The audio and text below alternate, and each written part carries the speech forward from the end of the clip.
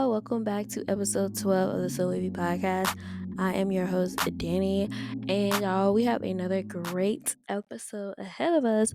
But before we do that, make sure you guys are following and subscribe to the podcast on your preferred podcast platform. Also, make sure you are subscribed to my YouTube channel, which is Danny Price TV, which over there you can see the visuals for all the episodes up to episode 10 and check out some other content while you're there. So, y'all, first things first, I will like to let y'all know that just like last week, I am doing an audio only episode, y'all. It's a few reasons for that, y'all. I have a lot of stuff going on right now. And I'm changing a lot of stuff with the podcast, and I've been doing just a lot of filming in general, just across all of my content. So I'm working on some stuff and I'm trying to get some stuff right and get some stuff together and improve. And I've just been really busy, but I've been wanting to make sure that I keep up with the podcast. And one of the best ways for me to keep up with the podcast while I'm doing all this other stuff and working on different stuff is to just do audio only episodes because they're a little bit easier for me to record and faster for me to get out to you guys. So that is what I'm going to do. I don't know how long this is going to last, but for now, I'm going to be doing just audio only podcast, just, as preference. But you can still catch the full audio on YouTube and you can see the visuals from episodes, like I said, for episodes 1 through 10 over on my channel, Denny Price TV. So yeah, I got some stuff I'm working on behind the scenes, y'all. I'm just trying to improve my content overall and just work on just everything. So y'all, let's get into today's episode. So first we're gonna start off with some music stuff. So the first thing I want to talk about today is the Get It Sexy music video. So if y'all don't know, a couple weeks ago, Sexyy Red released her song Get It Sexy, and it's been blowing up ever since. And she teased it, I think, a couple of weeks before she actually released it, and it was a surprise drop. And it's just been on fire all over social media. Like, everybody listened to it. So she recently released her video for it.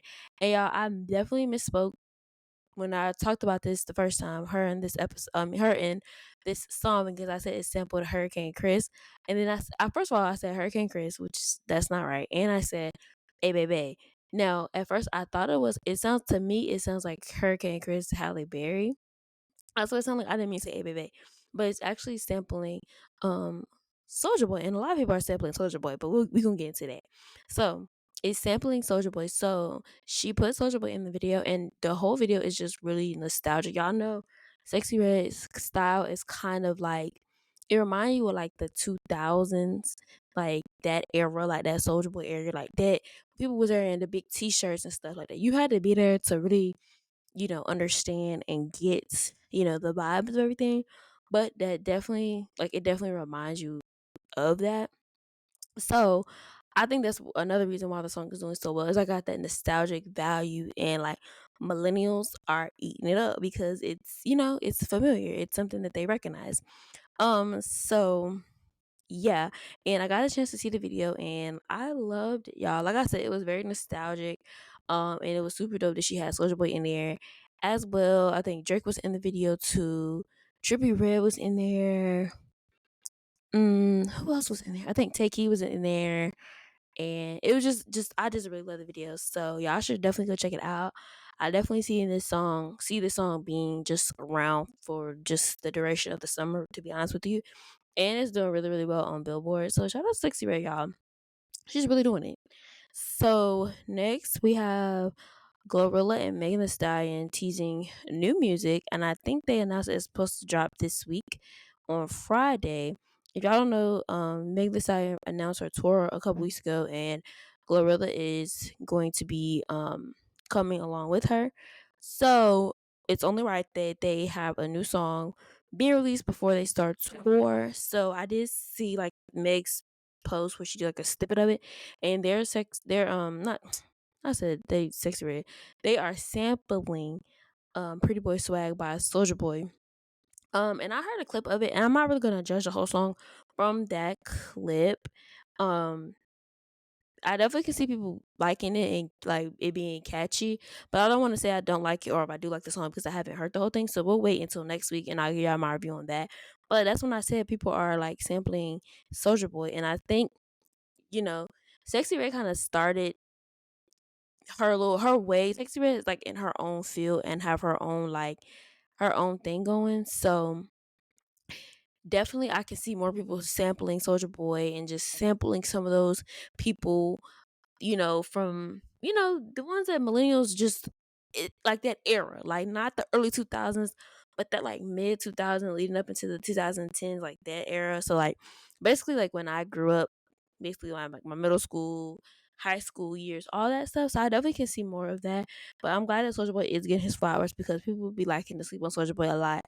And don't do him like that because he was popping out here, y'all. For real. Like, you just had to be there to really get a gist of how Soldier Boy was and how he just took over everything when he was like really at his, height of his career. So they are sampling Pretty Boy Swag, like I said, and I think they have a music video too. So sure that the music video is probably gonna come out at the same time the song. So like I said, we'll revisit this next week and we'll see what that gives, what that sounds like. I did see like somebody posted. I don't know if they posted it or it got leaked or something of a clip of the video. So I can see the vibe that they're going for. I believe. So we'll see kind of how it all comes together and how it all sounds, when it is released. All right. So more on some new music. So no, it was probably not last week, but the week before maybe, or maybe it was last week. Sir released his album and I did not talk about it on the podcast, y'all. One, because I knew that he was releasing an album because I saw somewhere where they was like Sir's releasing an album, but it was the same time when so yeah, it definitely was last week when Metro and Future released their album, so like the whole Kendrick thing kind of took over everything. So yeah. So, so he released an album and y'all, I actually enjoy Sir's music. I just so it released 2 weeks ago. 2 weeks ago. April 22nd. I mean May 20th. I mean, Lord, I can't even what month is it? March 22nd. Um, I have liked some of his other songs in the past, but I wouldn't say I'm like a heavy Sir listener, but I know people just love him and he makes really good music, he does. And then yeah, I found out like last year sometime that him and D Smoke were his brothers. And I was like, oh my gosh, y'all know I love D Smoke. I talked about him when they was supposed to be rebooting what's it called? What's that show he was on? Rap Rap Hustle and Flow? No, yeah, Hustle and Flow, I think. Is that what it's called? Or am I confusing another show with another show? But y'all know where D Smoke came from. But yeah, but they're brothers. And I was like, wow, they look a lot alike. But he released his album called Heavy. And I'm on Apple Music now. And I'm just gonna tell y'all some of the features that he has on there. So he has a song with Ty Dolla $ign. He has a song with Isaiah Rashad. He has a song with Anderson .Paak, Absol, Scribes Riley. I think how you say it. So yeah, so this album has 16 songs, and I kind of skipped through and kind of listened a little bit here, listened a little bit there. For me, like I always say, honestly, from the first like 30 seconds or so, I can kind of tell if I'm gonna like a song or if I'm not gonna like a song. And there's obviously always songs that I start off not liking, but then I go back and listen to them and I like them. So y'all, it's probably gonna take me some time to circle back on this album. There's so much new music being released that it's hard for me to just really sit down and just listen to all these albums, all this music.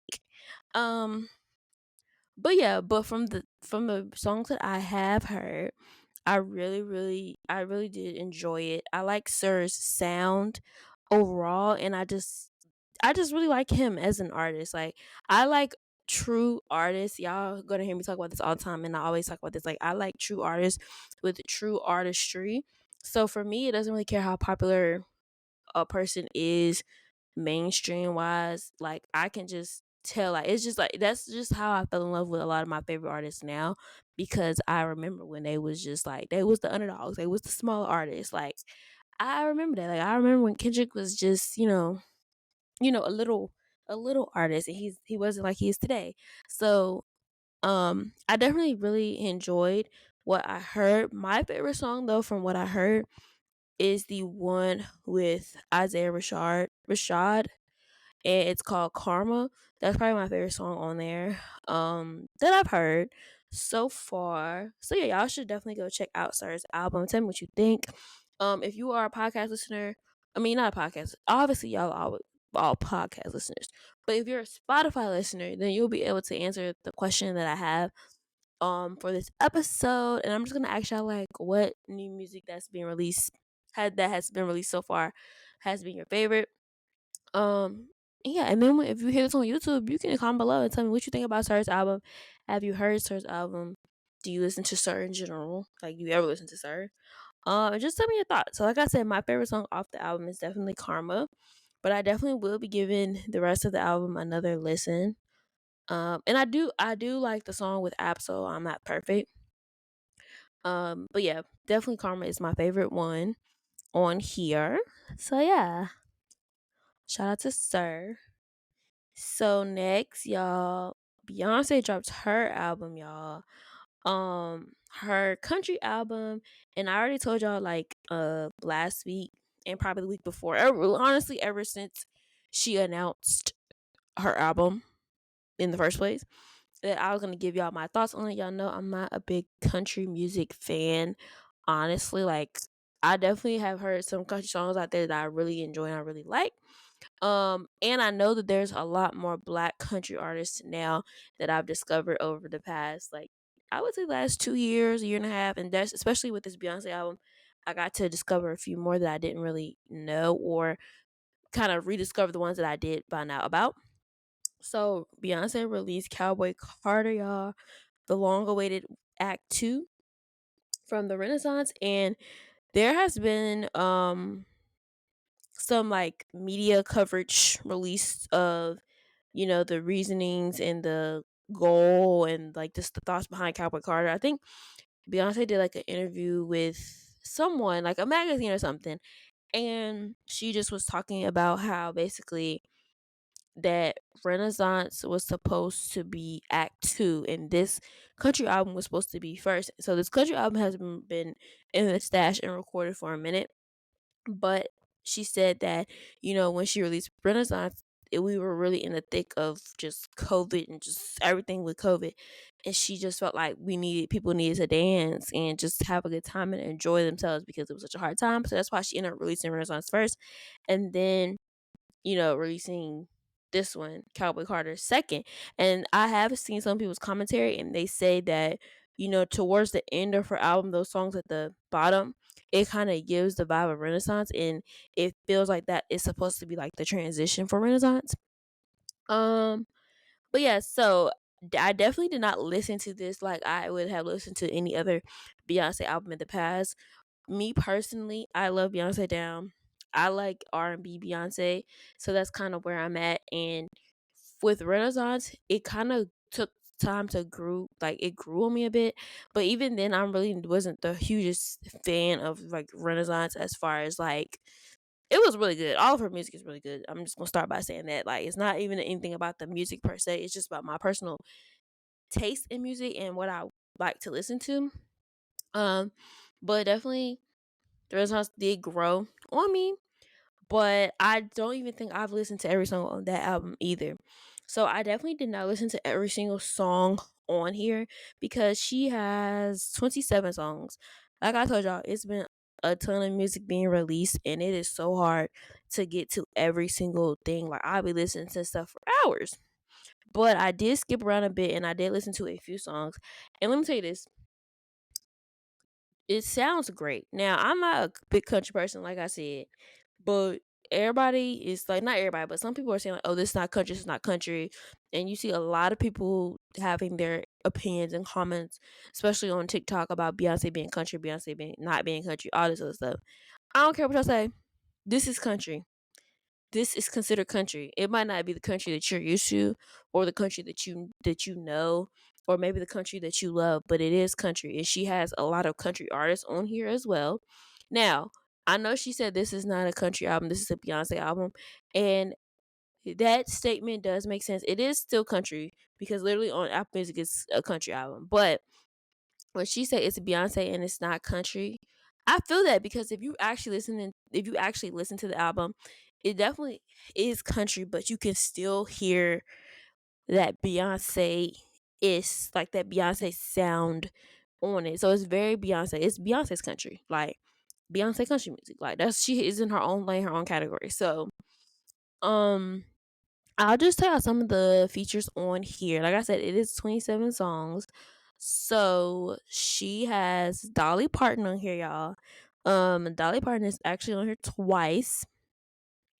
She has Linda Martell, Post Malone, Miley Cyrus, Willie Jones, Willie Nelson. She has Shabazz. Shabazz? Is that his name? Shabazz. And she has Rooney Carter. So that's her daughter. And then she has Tanner Adele, which I've seen her on TikTok. She has Brittany Spencer. Let me see. She has I'm trying to see all the names, y'all. I know it's a lot of names on this one song, Blackbird. She has Tierra Kennedy and Rena Roberts. Renee Roberts? Rena Roberts? Yeah, I be so bad pronouncing names sometimes. I don't know what's wrong with me. But yeah. So those are pretty much the features on the album. This song Blackbird is the one that features all of the black women country singers, which I thought was really, really dope of her. And she also ended up sending K Michelle and I think somebody else some flowers, just giving them their flowers in the country music space. So for me, I really do like Blackbird. I heard a bit of it, but I didn't hear the whole thing, but I've been hearing a lot of it on TikTok. And I like y'all know I already like 16 carriages from when she released it earlier. And yeah, I listened to a little bit of Spaghetti. I did listen to most of one with her and Miley Cyrus. That's just a beautiful song. I really like that song. Um, I have not listened to all of Riverdance, but I've heard a lot of it on TikTok. Like I said, I kind of just skipped around a bit, listened to a little bit. Y'all know this isn't my genre of choice, but I did want to talk about it and highlight, what Beyonce is doing in the country music space. So for me, one of the parts that I really, really like, I love when an album can like transition to the next song seamlessly. And track number 9 and number 10 on the album, which the track number 9 is called Dolly P, and it's just Dolly Parton basically talking and introing um track number 10, which is Jolene, which is, if y'all know, that is Dolly Parton's song. And this is the one I was really looking forward to because I know the song Jolene, the original by Dolly Parton, and I wanted to see how it would, hear how it would sound with Beyonce. And I'm just happy that, Dolly Parton gave her blessing because I think I forgot the artist's name, but she was on TikTok and she had made a song about like sampling Jolene, but it was just like a whole different take. It was a rap song too, and Dolly Parton pulled that song down, and Beyonce got to sample it. So this just kind of, and people have said before, Dolly just really doesn't let a lot of people sample her stuff. So the fact that she let Beyonce sample it and she's on the song, and she's on the album, really just speaks to that volumes to how much she respects Beyonce. And they probably gave her a good coin too. I ain't gonna hold you. And then just people don't have to let you sample their stuff if they don't want to. So that was good. But that transition between from Dolly P to Jolene was really smooth, and I really liked it because at first I listened to Jolene first, and then I went back and listened to Dolly P because I thought it was like a song, but it was like a speaking part, and I listened to it, and then next thing you know, Jolene came on, and at first I was like, did they put Jolene on here twice? But then I realized that it was a transition from Dolly P to Jolene, so I really like that. Um, I don't know. I really like Jolene. I already like the original song. That's like one of the country songs that I like. Um, so that was pretty dope. And she has a lot of people on here, like Willie Nelson. Like that's pretty dope. And like I said, I really like the song with Miley Cyrus. So shout out to Beyonce and what she's doing in this country music space. I am interested to see kind of how country music accepts her because in the past they haven't been the most accepting of Beyonce herself, some of the country music artists. So I want to see how this is going to be kind of perceived and how this album is going to do once award season comes.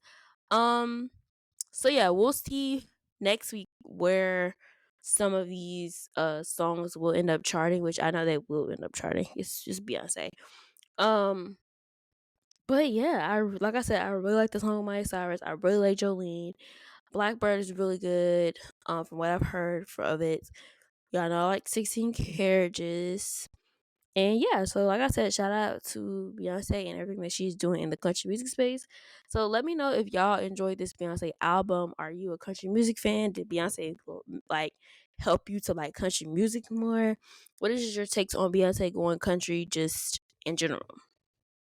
So next we have Doechii and JT. So Doechii and JT released their song Alter Ego. And they have a video as well. I did not see the whole video. I did see clips of it, but I got a chance to listen to the song and I really like it. Like I told y'all before when we talked about this, I think that Doechii and JT's style and vibes just go together. So I knew the song would work.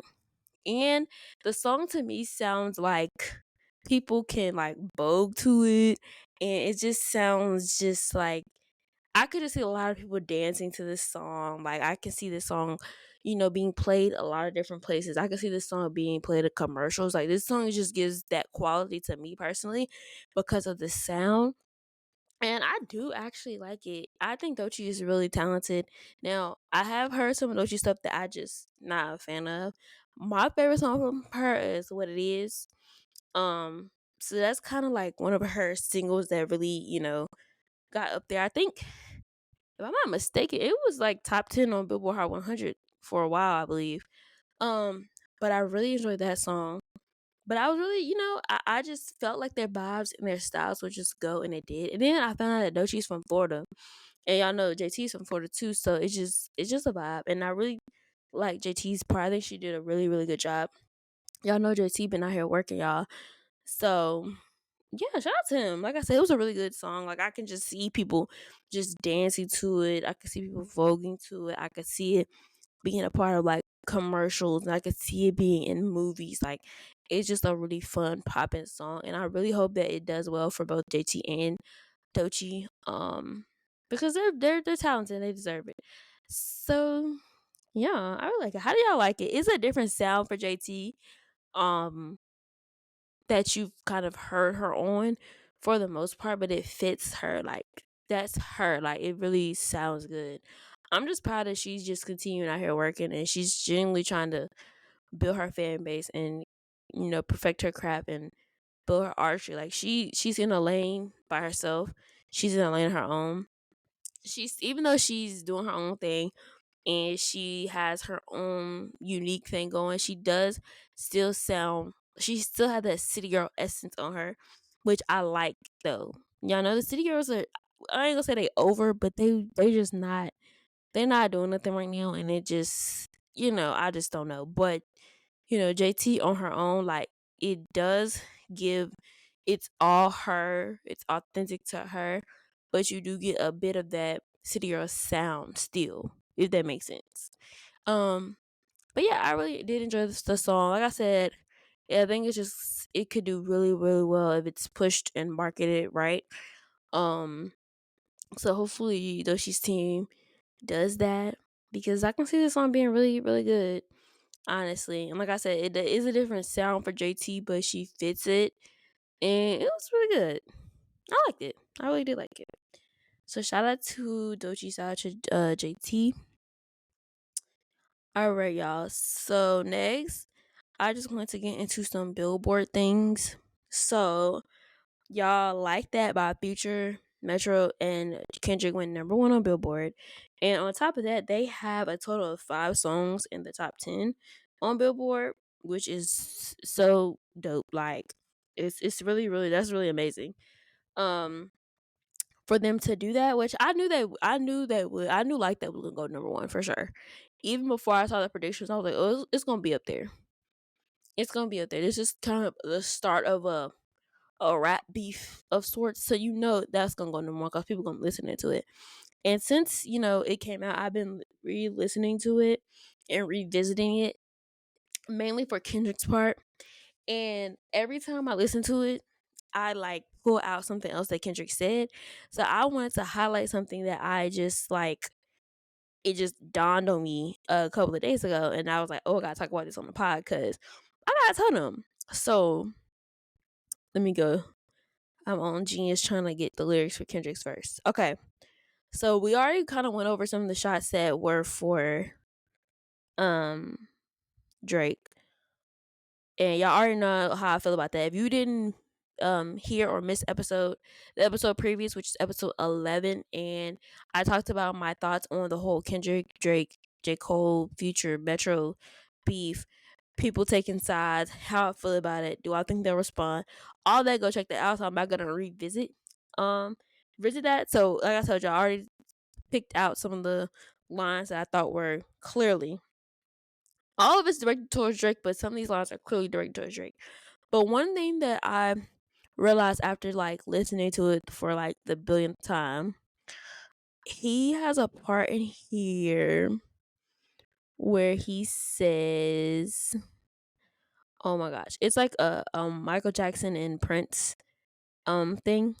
So I'm trying to find the exact line. Okay, here you go. He said Prince outlived Mike Jack. Now, you may be wondering why, if you're not like a super like just in the know person and you just don't know, or you just not even thinking like that, why would Kendrick say Prince outlived Michael Jackson? Like, why would he say something like that? So here's my breakdown of it, what I feel like it's about. So y'all know that Prince and Michael Jackson like low-key had like a rivalry of sorts, because everybody want to be number one. Like, everybody want to be number one, and y'all know they consider Michael Jackson the king of pop. One, he was doing it for a very long time, and literally it's Michael Jackson. Michael Jackson has so many hits on hits on hits on hits on hits on hits on hits. But Prince was also up there too, and I think that Prince and Michael Jackson never did a song together. And I think Michael Jackson wanted to, but him and Prince just never saw eye to eye, like, on nothing. And you'll get some people that will say Prince is better than Michael Jackson, and then obviously you get some people that say Michael Jackson is better than Prince. But they had a rivalry going, like a low key rivalry that was going. And people, if you listen to like a lot of commentary on just Prince and Michael Jackson and like that whole thing, I forgot what I was looking at or what I was listening to. But they were just talking about, like, it was somebody telling a story about, I think it was Will.i.am telling a story about Prince and Michael Jackson, and something, and I don't know if Prince thought Michael Jackson did something shady to him. I don't know. Whatever the case may be, all of that petty stuff. They never worked together, and it was like low key like a rivalry. So when he see that Kendrick said Prince outlived Mike Jack, I'm thinking in my brain that Kendrick is Prince, and obviously Drake is Michael Jackson. And y'all know Drake, I think he tied Michael Jackson for the most number one hits, or the most something. He like tied Michael Jackson's record.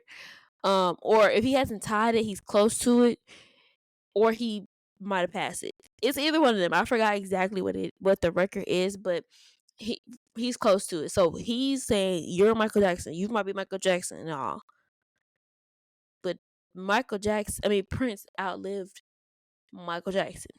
And in this case, Kendrick is Prince. So like, I feel like it's just honing in on that rivalry between Prince and Michael Jackson, because they're like both really big artists of their time.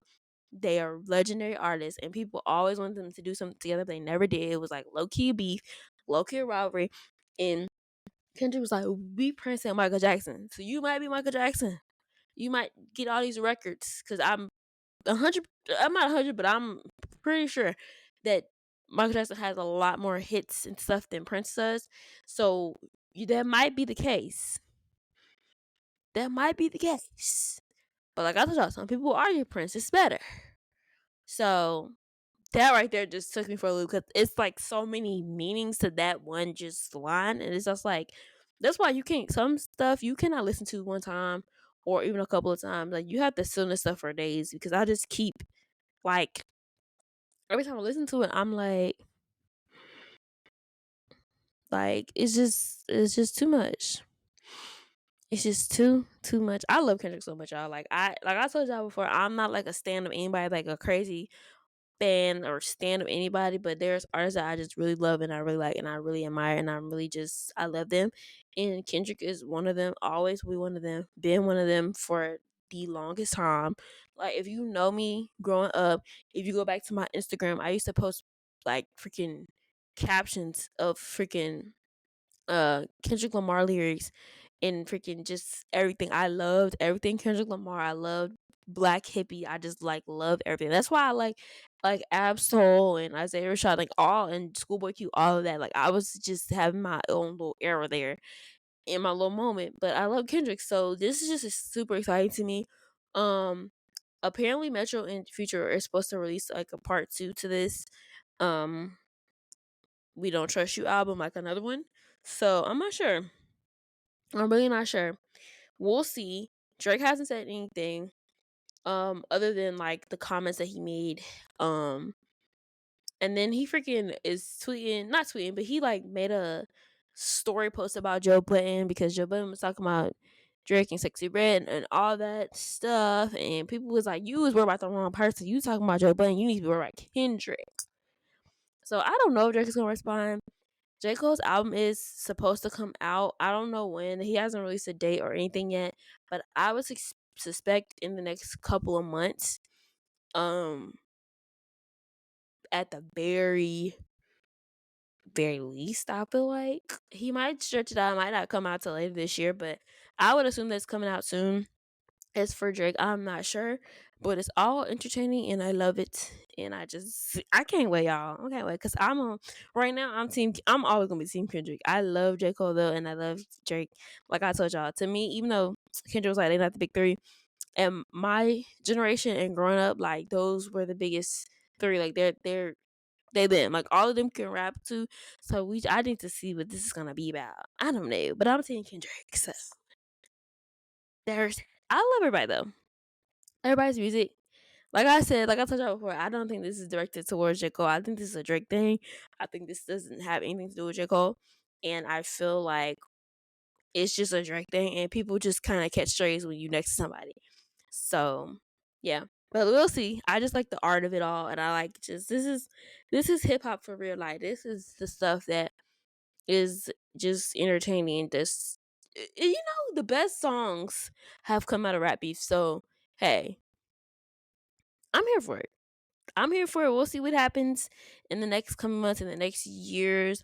Like this award season is gonna be something crucial, y'all, because everybody is releasing. Like this is crazy. Like I'm so excited. I'm so excited. But yeah, y'all. So I have only one more thing on the docket, y'all. These episodes, while I'm doing audio only episodes, more likely are gonna be shorter than my normal episodes. Um, just because y'all, I told y'all like I'm just trying to kind of figure out where I want to take the podcast and what I want to do and kind of change my setup and just change just different stuff. So hopefully by the end of April, y'all, I will be back to doing video episodes and they'll be a little bit longer and they'll be a bit more entertaining and just more all around. So the last thing I want to get into before we get out of here is y'all, they announced that there is going to be a Good Times animation show on Netflix, and that's coming out April 12th. Y'all know I love me some good TV, and I love me a good show. So if y'all don't know, this is supposed to be based on the show Good Times. That is just a classic. Like if you have never seen Good Times, like what's wrong with you? Go watch it. You can find it on Tubi, I believe. Low key, I feel like it's on Peacock too. Go watch Good Times. Get cultured. Get in the know. You gotta watch Good Times. If you haven't watched Good Times, like what's wrong with you? Watch it. Like you have got to watch these black television shows. They came out before we was born. But before our parents was born sometimes. Depends on how old your parents are and how old you are. But get into it. So they're doing it's not a remake. It is a remake, but it's like I'm just gonna kind of read y'all what they kind of like are saying here and like what it's based on or whatever. So, um, they're doing a animation animated show based on Norman Lear's Good Times. Like I told y'all, Norman Lear is responsible for like the Jeffersons, Sanford and Son, All in the Family, stuff like that. And y'all know he recently passed away in December. So this article released from Netflix says Good Times is coming to Netflix on April 12th. It is also executive produced by Steph Curry, Norman Lear, and Seth MacFarlane. I think is Seth MacFarlane. Hold on. That ain't Seth MacFarlane the guy. Hold on. Let me see, y'all. Yes, Seth MacFarlane is the guy that's responsible for Family Guy, and I used to me and my husband used to watch the show on freaking Disney Plus called oh my gosh, what is it? Hold on, let me look it up. They're like in space, and like I was so happy about when I found the show. The Orville. So it's him. So he's responsible for like Ted, Family Guy, The Orville, American Dad, The Cleveland Show, all that good stuff. So he's an executive producer on here along with Steph Curry and Norman Lear. So then it also reads, this is a spiritual sequel of sorts to the live action original, centering on the fourth generation of the Evans family living in apartment 17C of a Chicago housing project. It says Lear, who also produced groundbreaking sitcoms The Jeffersons, Maude, Sanford and Son, and All in the Family, made pivotal contributions behind the scenes of the new series and will also make a cameo appearance in the 8th episode, his final role before his death at age 101. So yeah, y'all, it's supposed to be focused on, like I said, the fourth generation of the Evans family. And yeah, so the fourth generation of the Evans family in the Chicago projects. So it's more up to date, because at first when I saw this, I was like, are they just gonna go back and do like an animated version of their old episodes? But then I was like, nah. Like I was just confused as to how they were gonna like what they were gonna do, because the show is so classic, but the show is also a bit, some of the stuff, not all the stuff, a lot, some of the stuff is outdated. So how are they gonna make it more of like a modern twist? But I like that they are, it's kind of the same foundational concept, but it's on the fourth generation of the family and not like your original members. So from here, I see it's a mom and a dad and it's two kids. So y'all can go check out that article on Netflix that just kind of talks about it more. So I'm definitely excited to see it. I definitely will be giving a review. But I did, before I left, I did want to kind of give you some of the actors on it. So I know that Pretty V is going to be in there because she posted about it. But also it says you have JB Smooth on there. Y'all know he's from what's it? Real Husbands of Hollywood. He's just been on a lot of stuff in general. And they says Yvette Nicole Brown. And then we have Jay Farrow. That's the one that does all of, I think, is that him? That he like does all of the voices and stuff. Like he's really good at impressions. Is that him? I think that is him. Yeah, I have to be fact checking because I be like knowing the people, but I be like, let me make sure that I'm right. Cause I hate when people be just saying the wrong stuff. I do it sometimes too, but I be trying to, that's the journalist in me. Like I hate when people just be getting out the wrong information, like so bad. Like it irritates me. Y'all don't know how many times I'm on TikTok or I'm on YouTube or I'm just anywhere, and I see people just blatantly giving out wrong information without doing no type of research at all. Like at all, just be saying stuff. It just irks me so much. It just really do. But like I said, so JB Smooth, Yvette Nicole Brown, Jay Farrow, Marseille Martin, Silk, Slink. I could never say his name. Slink Johnson. He's from Black Jesus, and I see him on when he used to be on All Def Digital. And then Rashida Olawo. Rashida Olawo. So yeah. So you have some really great actors on here, and I'm pretty sure there's just a slew of other guest appearances. But I think these are the main, characters on here. So I think JB Smooth and Yvette are going to be playing the mom and the dad, which are Reggie and Beverly Evans. Jay Farrow is going to play the son. And it just gives you kind of like a breakdown of, not a breakdown, but like a snippet of what the characters are like. So it says Jay Farrow, he's gonna play their teenage artist son, Junior. And then Marseille Martin is going to play their activist daughter. I can definitely see her in that role for sure. And Slink Johnson will play the part of their drug dealing infant son, Dalvin. So it's three kids. I only see like two. Oh, okay, I see the third one. This is crazy. A drug dealing infant son. Okay, that's interesting. And then Rashida is the voice of the mom, Beverly's best friend. So I would say like she's like, okay. So how I would put this, if you watch the original, I would say like the mama is obviously Florida Evans. The daddy would be your James Evans, and like her best friend, the role that Rashida plays, I think her name is Lisa. She's like the Malona. She's like, you know, Florida's best friend, like Malona. And then for the kids, y'all know they had what the Evans family had, it was three of them, so it's three kids here. So I would assume the son would be more so of your JJ's character, and obviously, the daughter. What was the daughter's name? Oh my gosh, I know this. What is the daughter's name on Good Times, y'all? Y'all know it. Let me look it up. But and then I would assume, I don't know, I wouldn't assume, but y'all get the gist. It kind of follows the trend of the original, but with a modern twist in a different way. So I'm very excited to see this. I have already seen people talk about this though and saying like it's stereotypical and all this stuff. But let's just watch the show first and then let's see. Like, I personally am a person, and I'm gonna say like I don't think that there's nothing wrong sometimes with TV shows that maybe depict stuff that is stereotypical, because a lot of the times it's true.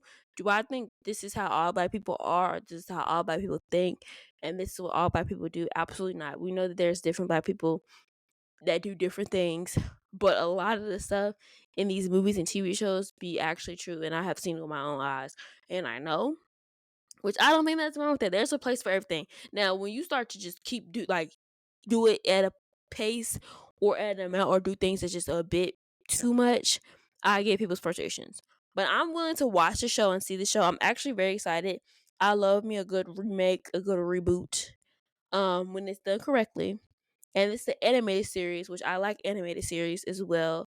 So we'll see. Like I said, once it comes out, I definitely will be giving y'all my take on it and how I feel about it. I probably would binge the whole season because I don't know if it says how many episodes it's gonna be. But I would suspect no more than like 10. That's kind of pretty much how Netflix kind of goes, between 8 and 10. So we'll see. Y'all know I'm always gonna support everything like every single time. So definitely gonna be watching this. And yeah, that is pretty much all I wanted to touch on for this episode. I just want to say thank you guys for all the support. Thank you for everyone that has been tuning in every week to the podcast, that has been supporting the YouTube, has been, just listening to the podcast overall. Like I said, I'm working, y'all, to try to make things better and just, you know, find my place in what I want to talk about, really, and what I want to focus on, and who I want to be, I guess, in this podcast space. Along with all my other content that I'm working on. So thank you again for tuning in to this week's episode. Like always, make sure you're following and subscribe to the podcast on whatever platform you prefer to listen on. Also, make sure you go head over to my YouTube channel, Daily Price TV, to check out the visuals for episodes 1 through 10, and also some other content over there. And yeah, that's all I got. And I'll be talking to y'all next week.